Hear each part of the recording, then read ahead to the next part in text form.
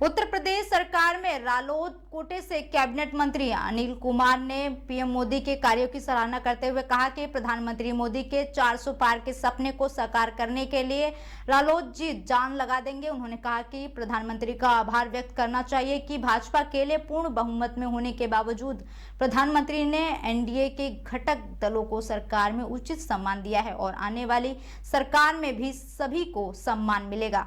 आइए दिखाते हैं आपको हमारे संवाददाता दीपक शर्मा की रिपोर्ट। प्रत्याशी हैं एनडीए के जो प्रत्याशी हैं प्रदीप चौधरी जी, आप उनके लिए वोट करेंगे। हमारे नेताजी तो वो हैं, अभी प्रसन्न जी के बारे में प्रसन्न जी को कह रहे थे। इन्हीं चंद्र खाली के साथ अपनी बात खत्म करता हूँ। धन्यवाद। जय हिंद, जय राष्ट्र। धन्यवाद विधायक जी। करने वाले हैं विधानसभा में तो निधि से भी अलग पता नहीं कहाँ से ला के लगा देंगे। तो मैं बहुत ज़्यादा बात ना करते हुए आप सभी लोगों का बहुत बहुत धन्यवाद।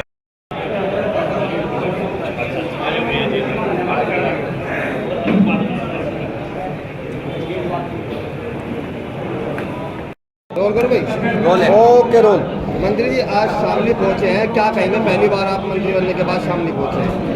सही है, जब से शपथ हुई है प्रथम बार आज मौका मिला है आने का अपने लोगों के बीच में, पार्टी के लोगों के बीच में, और अच्छा लग रहा है। लोगों को भी अच्छा महसूस हो रहा है। एक जो वर्ग जिसमें मैंने जन्म लिया है वो अपने आप को राजनीति के प्लेटफॉर्म पर कहीं ना कहीं अपने आप को उपेक्षित महसूस कर रहा था, आज उनमें खुशी की लहर है। आपने भी देखा है। और जो हमारा एनडीए का गठबंधन है, निश्चित रूप से उस गठबंधन को मजबूती मिलेगी। राष्ट्रीय लोकदल का और भारतीय जनता पार्टी का गठबंधन हुआ है, उससे बहुत बड़ी मजबूती पश्चिम उत्तर प्रदेश में मिलने जा रही है। अच्छा, अगर देखें तो जो बसपा के जो कैंडिडेट है श्रीपाल राणा, वो भी हैं, वो भी इसी समाज मैं उसके विषय में ये कहूँगा, श्रीपाल राणा जी पहले अपने समाज के वोट लेने की कोशिश करें। पहले अपने समाज की वोट लें, उसके बाद दूसरी वोट पे जाएं। पहले अपने समाज की वोट लें। बसपा से आपका दलित समाज का बहुत बड़ा वर्ग जुड़ा हुआ है, क्या लोकदल उसमें सेंध लगा पाएगी उस वोट में?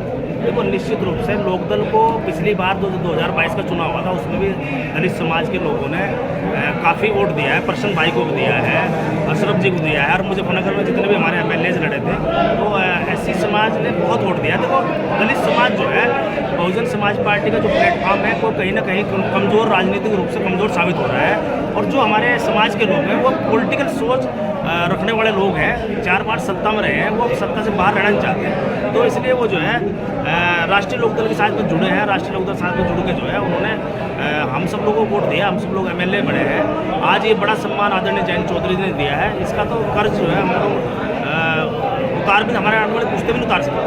मुस्लिम वर्ग राष्ट्रीय लोकदल से जुड़ा हुआ है, मुस्लिम वर्ग राष्ट्रीय लोकदल से जुड़ा हुआ है। जब से गठबंधन हुआ है वो छिटकता नजर आ रहा है। नहीं, ये गलत हुआ, ये आप गलत कह रहे हो। राष्ट्रीय लोकदल को मुस्लिम समाज का वोट भी मिलेगा, ऐसा नहीं है।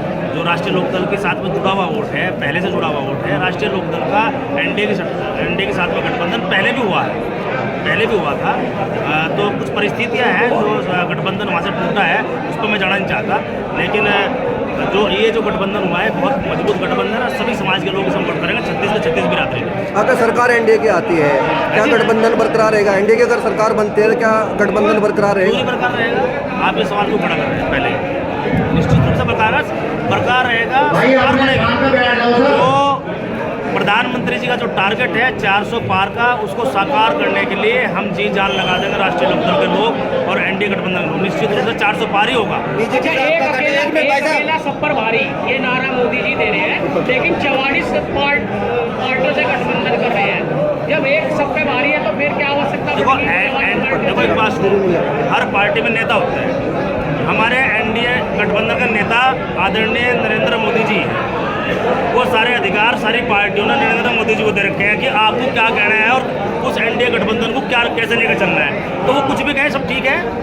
कमजोरी तो गठबंधन करेगा, जैसे इंडिया में। देखो एक बात सुनो, जब मान लो शब्द गठबंधन आ गया, भारतीय जनता पार्टी चुनाव लड़ रही, एनडीए गठबंधन चुनाव लड़ा। अब गठबंधन शब्द जब बनता है जब 4 पार्टी या 10 पार्टी इकट्ठी होकर चुनाव लड़ती है, तो एनडीए गठबंधन है। पहले से एनडीए गठबंधन चला आ रहा है। देखो, हमें तो आदरणीय प्रधानमंत्री जी को इसमें उनका आभार व्यक्त करना चाहिए, जबकि उनकी भारतीय जनता पार्टी अकेली पूर्ण बहुमत में है, लेकिन उसके बाद भी उन्होंने अपने घटक दलों को सम्मान देने का काम किया और जो राष्ट्रीय लोकदल को भी एक विशेष सम्मान देने का काम किया है। कैबिनेट में मिनिस्टर उत्तर प्रदेश में बनाने का काम किया है, एक हमें एमएलसी दी है और आगे जब सरकार बनेगी उसमें भी सम्मान मिलेगा।